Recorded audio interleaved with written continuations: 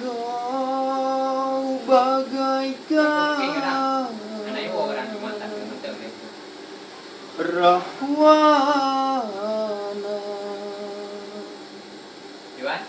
mencuri cinta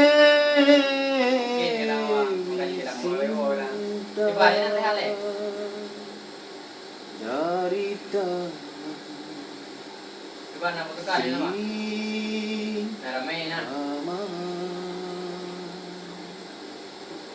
kursi pelaminan biru di malam pengantin, si janur kuning menghias di ruang tamu.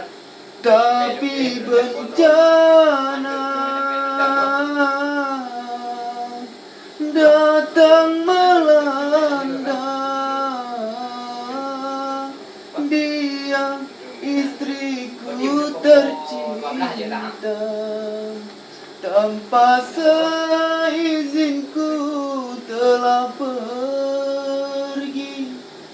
Ayah bundanya pun tak tahu